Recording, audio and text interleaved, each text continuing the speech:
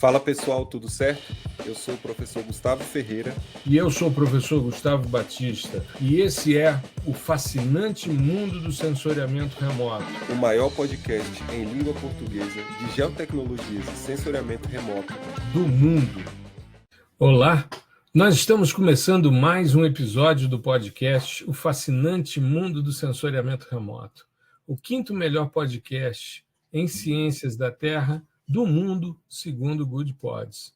Hoje, a gente vai falar um pouquinho sobre os erros mais comuns em processamento de imagem, né?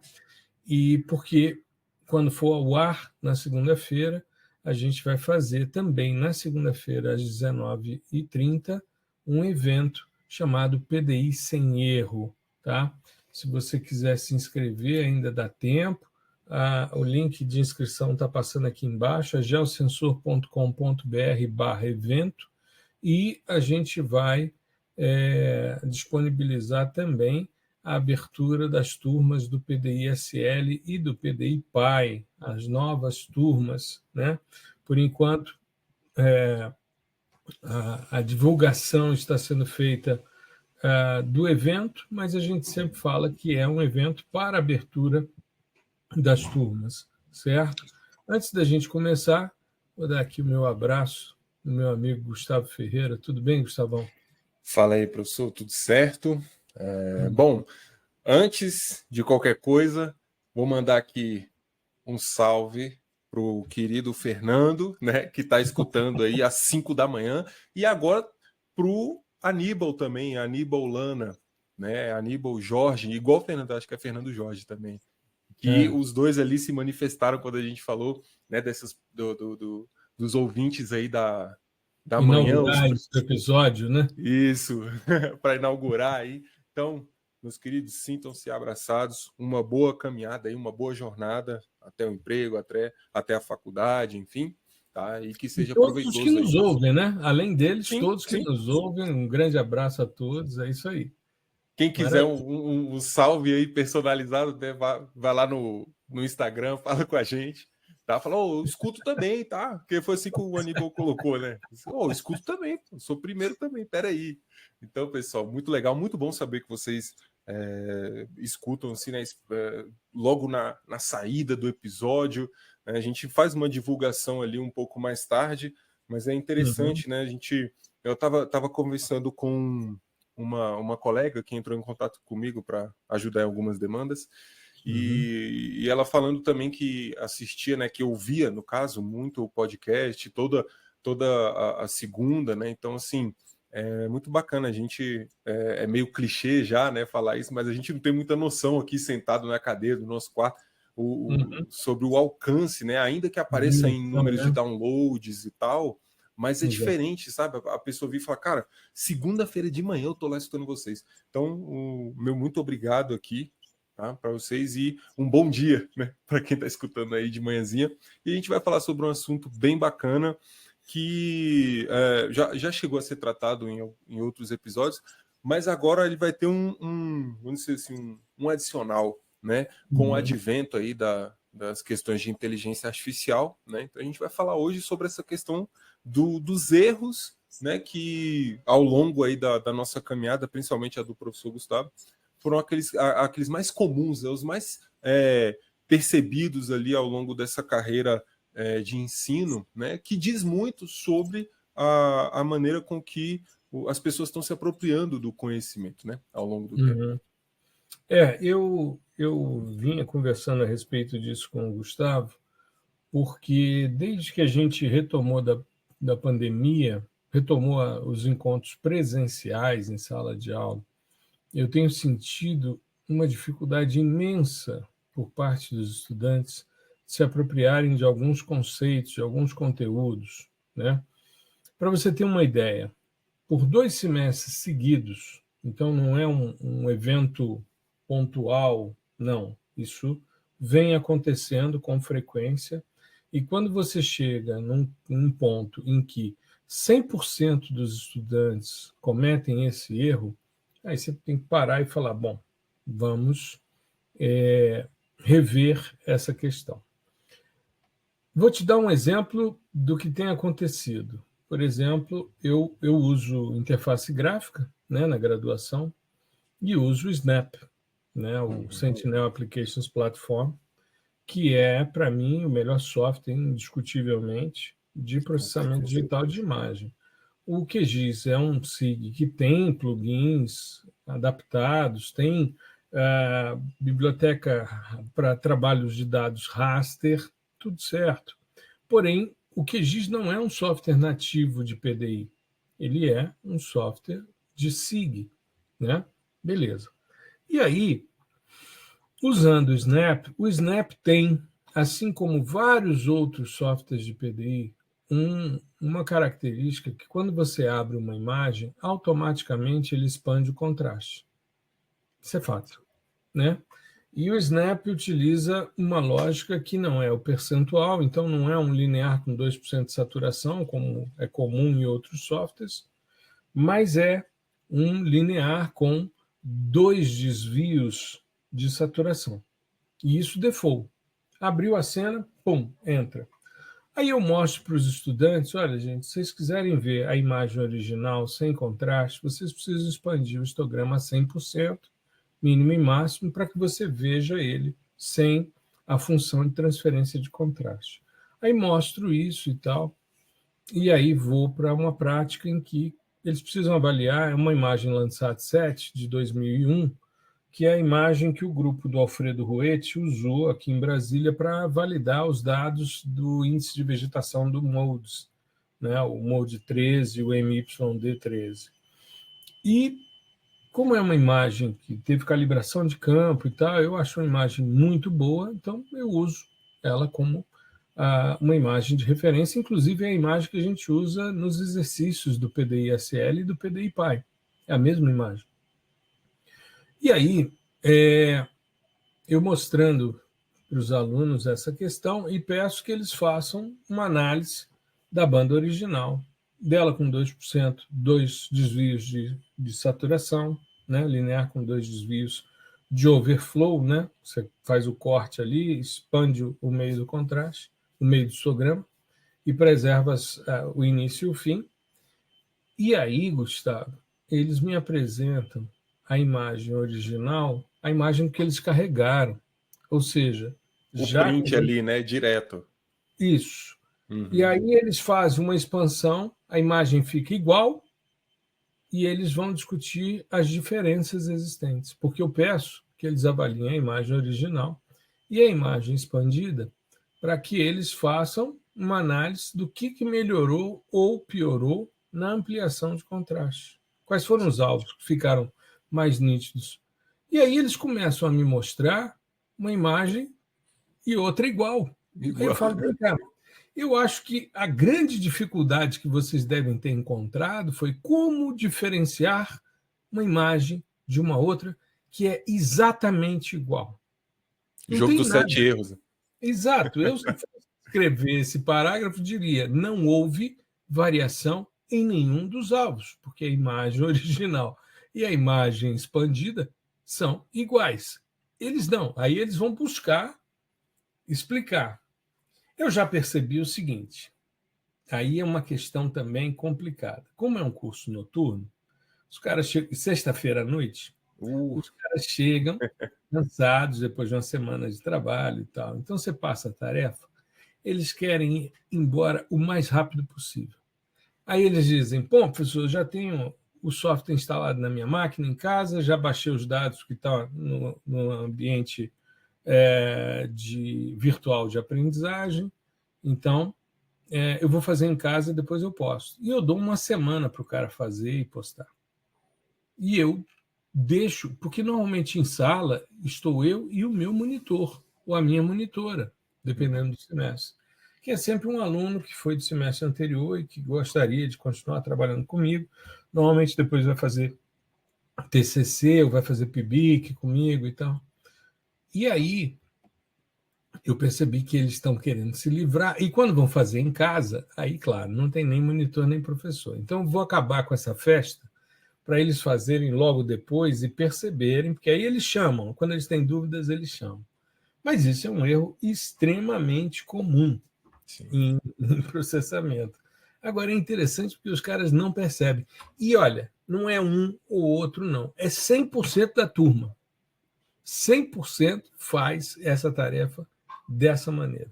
Isso pós-pandemia, né?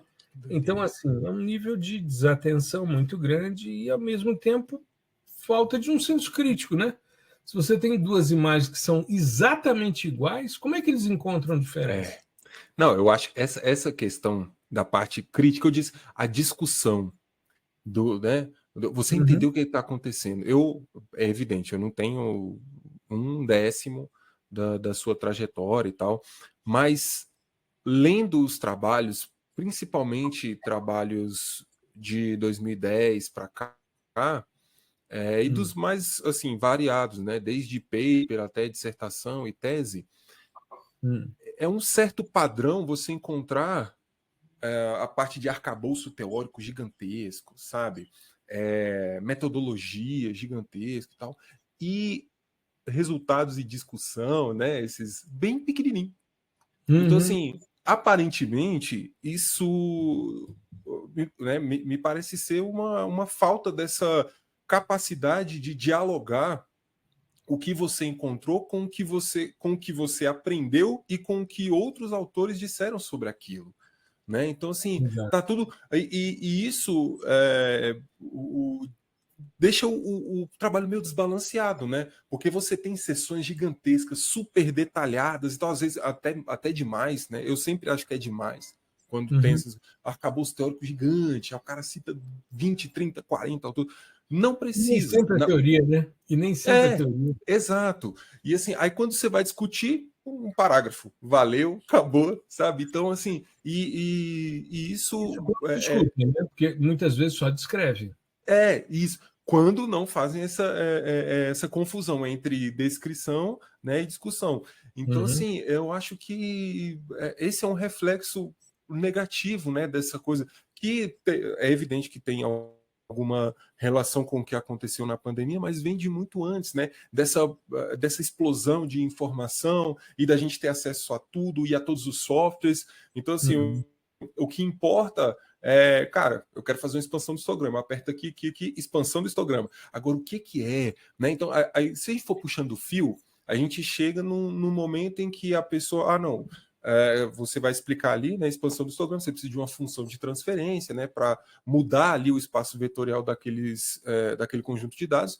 O cara, peraí, o que é função de transferência? Não, beleza, aí você vai explicar um pouco ele. Aí você chega no conceito de função matemática, sabe? Função matemática. E o que é função? Então, se você for puxando, ele vai chegar longe, né? Vai chegar muito longe. Assim, chegar lá cara, eu tenho uma maçã, mais uma maçã, quantas maçãs eu tenho, né? Então, assim, essas lacunas que a gente vai carregando ao longo da vida, elas vão só aumentando a distância que você tem do conhecimento, que você quer chegar. Porque tudo aquilo que a gente constrói ali na educação básica, né, no ensino médio, tudo vai ser usado no seu dia a dia, no seu trabalho, na sua vida acadêmica, não importa a área de atuação que você procure. Né? Então, se você deixa aquilo para trás, você vai aumentar esse espaço, esse gap, e aí vai cometer esses erros. Que a gente tá comentando aqui, que assim parece ser uma coisa boba, né? Mas que gera, se você colocar duas imagens iguais, você coloca num paper isso e descreve, cara, assim, ainda que tenha toda a questão da vaidade do pesquisador, mas o paper é para a comunidade. Você está construindo algo, né? Você está fazendo ciência para divulgar para toda a sociedade, né? E para contribuir para o crescimento dela. Então, se você tá cometendo esses erros e propagando isso, é muito ruim, cara. Não só para você, né? Esse é o ponto que eu queria chegar. Pois é, eu estava me lembrando, quando você estava falando sobre isso, eu estava me lembrando do meu amigo Ricardo Brits, né? Sim. Um amigo muito querido que faleceu durante a pandemia. Sinto uma grande saudade, um amigo muito, muito querido. E o Brits era um cara extremamente engraçado. Ele tinha umas tiradas assim geniais, né? além de ser um cara extremamente inteligente, um grande sabedor de estatística, de avaliação de acurácia, de classificações, era um papa nisso.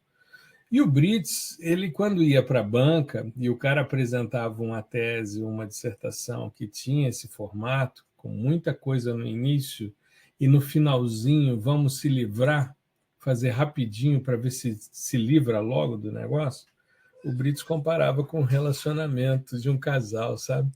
Ele fazia sempre uma brincadeira em que ele dizia, pô, no início é cheio de flores, cheio de Tudo lindo, né? interesses, nossa, tudo é paixão, então você está ali envolvido no trabalho, você está apaixonado pelo seu tema, você está adorando o que você está fazendo, lendo, o mundo está se abrindo, o mundo é cor-de-rosa, está super legal e tal. Aí você faz juras de amor, né? Assim ao seu trabalho, escreve que vai fazer não sei quantos objetivos, vai atingir o céu, o universo é pequeno para o que você vai fazer em termos de objetivos.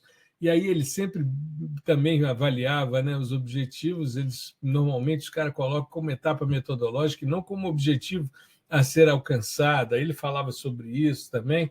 E aí ele dizia, bom, aí vem material e método, você já está aí noivo e tal, do trabalho, né? Está quase concretizando o casamento e tal.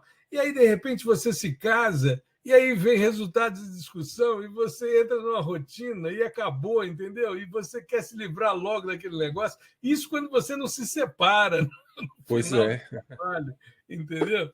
Então ele trazia essa.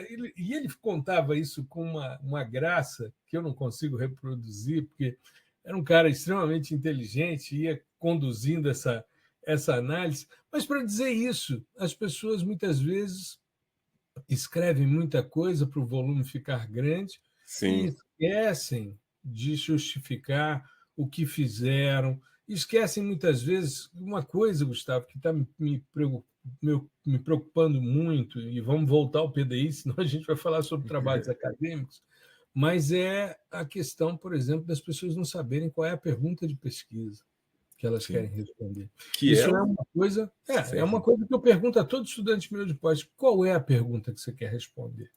Porque isso vai nortear a sua hipótese, os seus objetivos, vai conduzir todo, é o fio condutor do seu trabalho. Mas voltando à questão do PDI, tem uma coisa que eu acho sensacional e que todo aluno que está chegando no PDI se confunde, que é banda e filtro de cor. Isso é emblemático. O cara não entende como é que a banda do vermelho está num filtro azul.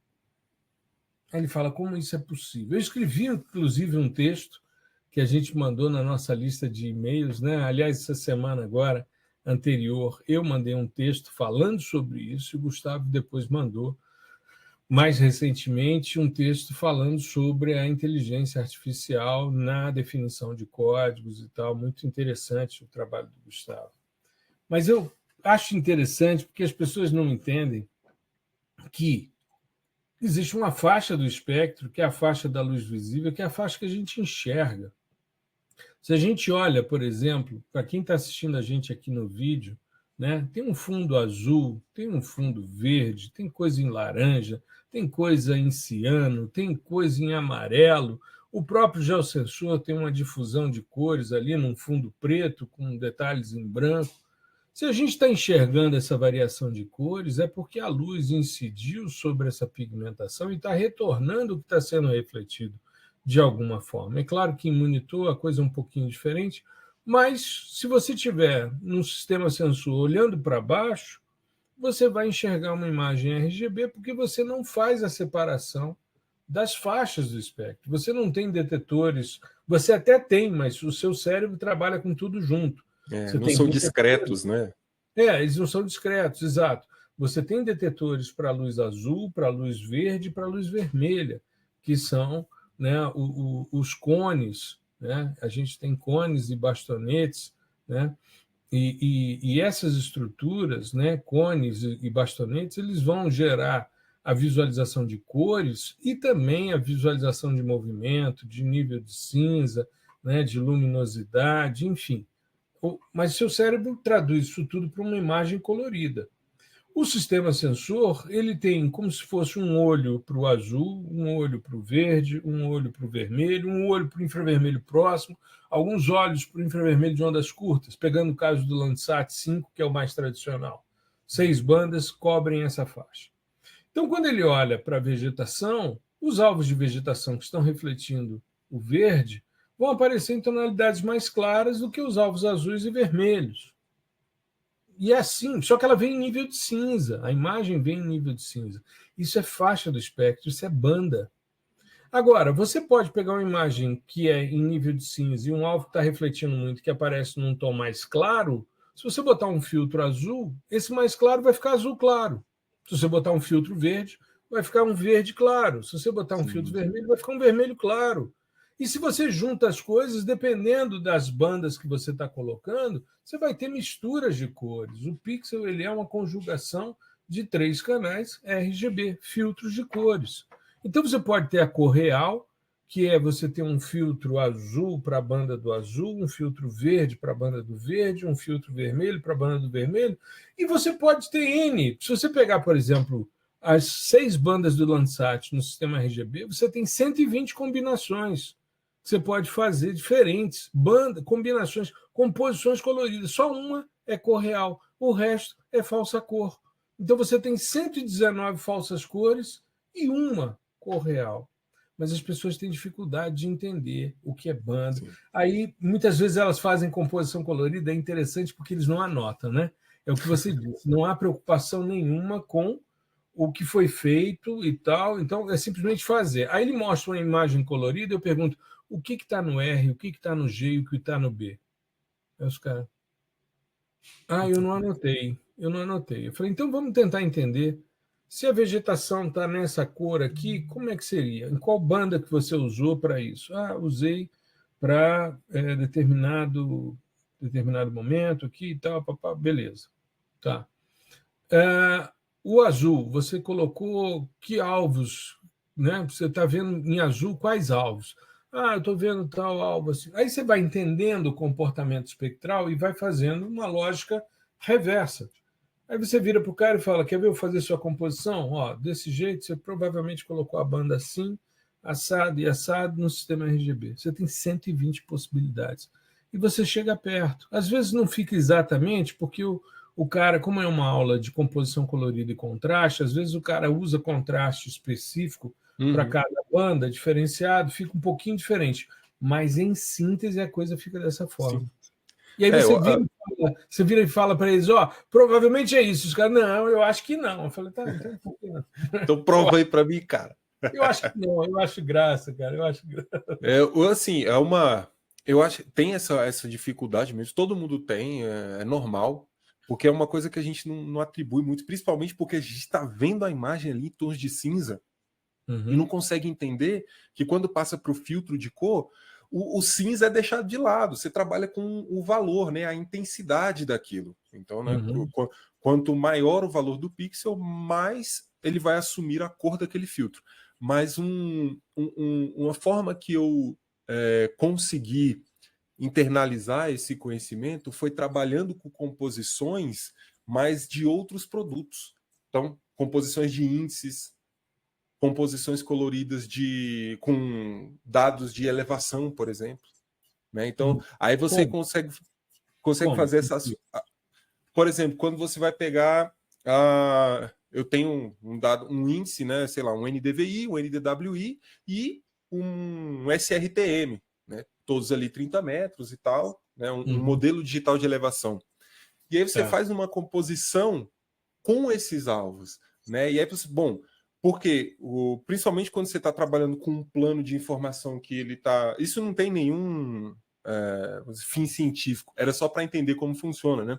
Quando você está trabalhando com um dado que ele desvia muito, por exemplo, o modelo digital de elevação em relação aos índices, você tem isso com maior clareza. Então, quando você coloca o modelo na banda do azul, por exemplo, aí áreas que têm um valor altimétrico maior, né? Porque você está trabalhando com um índice que varia de -1 a 1 e áreas que podem variar de 0 a 1.000, 2.000, né? Certo. Então você Certo. tem, em áreas que são mais altas, né, com valor altimétrico maior, aí você tem aquele tom de azul, né, colocando na banda do azul. Aí você vai trocar, não, vou colocar na banda do vermelho. Aí essas partes mais altas vão começar a aparecer mais num tom avermelhado, né? Aí se você tira, não, vamos deixar todo mundo mais ou menos na mesma escala, né? Vamos colocar outro índice ao invés da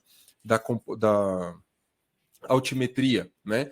Então, beleza. Então, se você está ali trabalhando com 3 índices, eu tenho o NDWI, aí eu coloco ali ele na banda do azul ou do verde, enfim, coloco na banda do verde. Então, onde tem valores mais altos de NDWI, porque eu sei o que é, né? São corpos d'água ali. De corpos então, d'água. ele vai ter um valor maior, vai ficar mais verde. Então, feições verdes estão atreladas ao dado que eu coloquei no filtro verde, né? Ao valor daquele dado, não a cor que ele representaria dentro do espectro eletromagnético em si, né? Então, essa foi a mecânica meio que eu encontrei para conseguir entender isso. Entendi. Faz sentido. Se você... como, por exemplo, a gente mostrou na mentoria, né, de monitoramento de fogo, né? A gente usar verdor, umidade e senescência, usando verdor na banda, no filtro do verde, a umidade no filtro do azul e a senescência no filtro do vermelho, para a gente ver disponibilidade de combustível, né? Exatamente. E aí, onde os valores são mais altos, você começa a ver, aqui eu tenho uma área que está em ciano, por exemplo, eu vou ter umidade e verdor mais altos. E a senescência é o inverso, então por isso que ela parece mais baixa, e por isso que você busca uma área em ciano, porque aí você vai ter ali uma área que é senescente, que tende a ter valores mais altos de verdor e de umidade, né? E que podem, pelo fato de serem senescentes, serem mais disponíveis para queimar, por exemplo. Contribuem mais às queimadas. Exato. Não, com certeza. E a questão da inteligência artificial? Será que a gente deixa para um próximo? Acho que pode ser. Se você quiser, é tranquilo. Cabe. Então Temos vamos aí lá. 3 minutinhos, vamos falar sobre isso. Beleza. Para a gente finalizar, né? É que, como eu havia comentado, a gente já deu uma pincelada sobre esses erros mais comuns, né? Erros mais... Tem questões, por exemplo, sobre diferença de reflectância para radiância. Sim. Isso é uma coisa que dificulta bastante a percepção. A questão de reamostragem, que a gente falou na mentoria também, por que você joga tudo para pior resolução espectral ou espacial, né? Enfim, tudo isso a gente vai abordar no evento, mas como o episódio tem 30 minutos, vamos discutir então, isso. A gente colocou essa questão, né? E ultimamente tem ocorrido maior uso da inteligência artificial dentro do contexto de sensoriamento remoto. Não só na construção de códigos em si, mas até mesmo para ela elaborar uma solução do ponto de vista, um passo a passo, né? Seria, você executa esse processamento, esse outro, o software independe.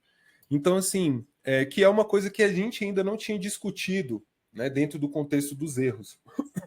E é comum a gente recorrer, eu quero executar uma PCA. Pô, não sei como faz isso em Python. Pô, vou pedir para o ChatGPT lá e tal.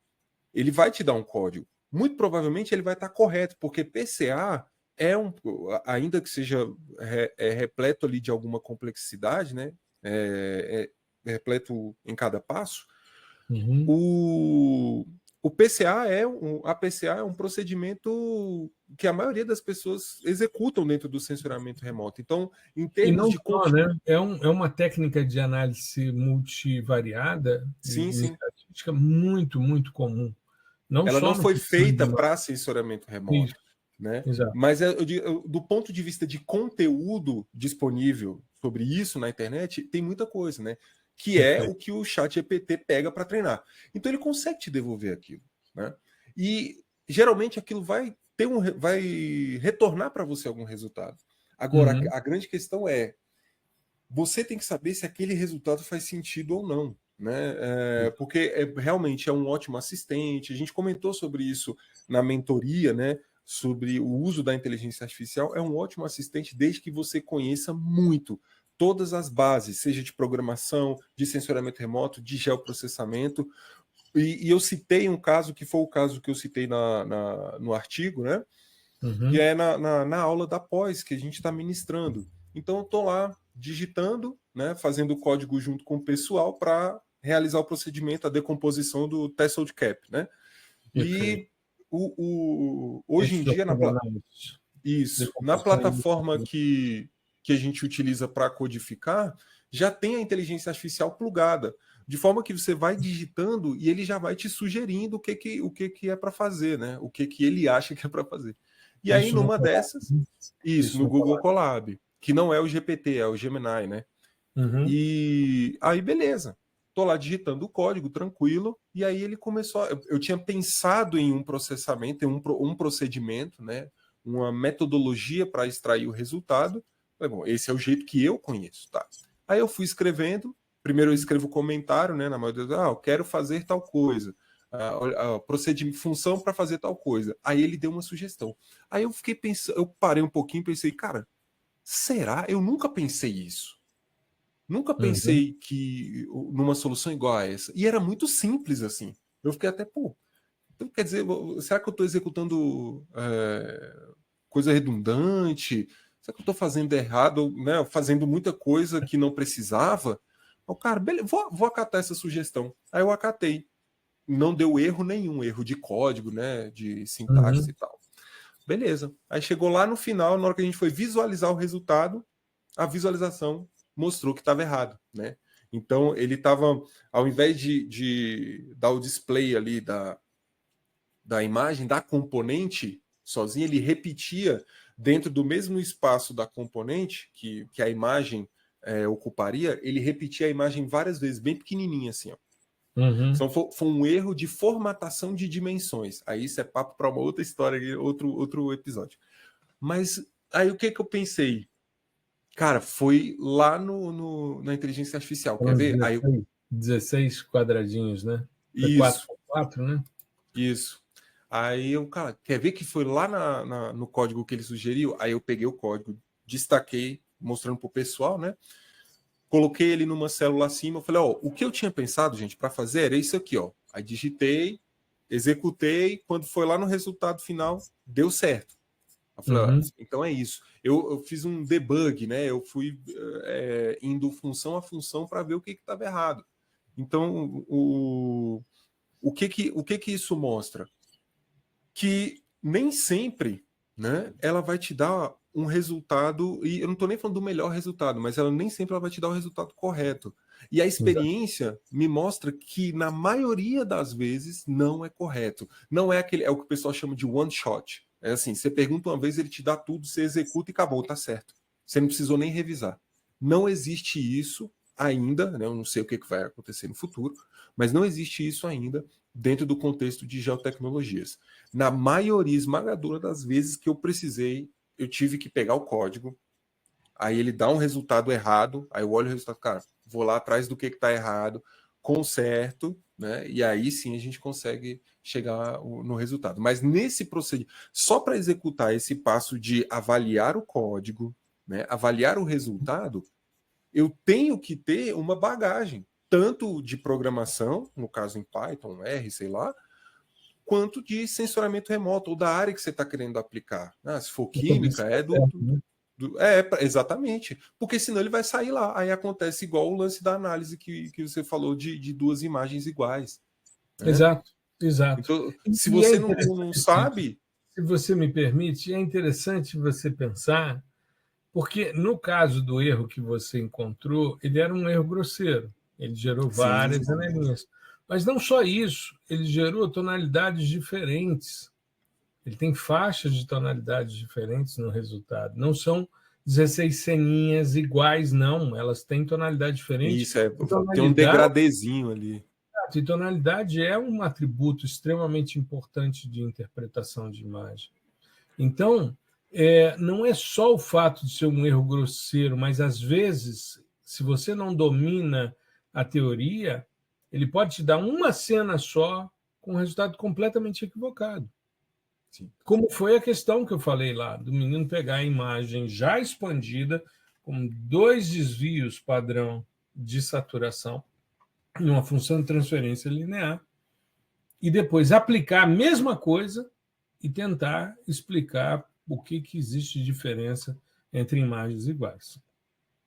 Sendo que eu buscava o quê? Uma imagem sem contraste, original, escura, que os alvos não aparecessem tão detalhados, e depois a expansão, né? Mesmo a expansão proposta, mais simples e tal, que é o default do software, e os caras fazerem essa discussão. Então, eu acho que é extremamente importante, e fica aqui o convite para você que está nos ouvindo, para você estar com a gente hoje, né, no dia 2 de setembro, às 19h30. É só você se inscrever, eu vou colocar também o link na descrição do episódio, é geosensor.com.br/evento, e aí você vai estar com a gente à noite falando sobre PDI sem erro, né? A gente vai fazer uma discussão bem legal sobre isso. Eu acho que é por aí, Gustavão. Exato, a ideia é mostrar mais ou menos, né, o que a gente vai passar no evento, e eu vou trazer para vocês esse código, eu vou ver se eu pego a função que ele escreveu lá para mim e mostrar para vocês o que estava de errado e tal, para a gente ter uma visualização melhor no evento, tá? Mas a ideia é mostrar esses erros, esses equívocos comuns, assim, e o quanto eles afetam, né, a nossa trajetória, que é o que eu falei, não é um problema, sabe, você errar. Inclusive, dentro do campo da programação é ótimo você errar, porque você aprende muito com o erro. O problema é você ir propagando esse negócio para frente, né? Para outras pessoas, para pessoas, por exemplo, você coloca isso num artigo científico e pessoas que não são necessariamente da área de sensoriamento remoto vão ler e vão querer utilizar esse dado para fazer alguma coisa, porque acharam interessante e tal. Então, assim, a ideia é essa, é para a gente ter um pouquinho mais de cuidado, ainda que estejamos aqui no contexto de muita informação, de muito software, muita técnica, assim, vários caminhos para percorrer, né? Mas para a gente tomar um certo cuidado para deixar o resultado mais íntegro possível, né?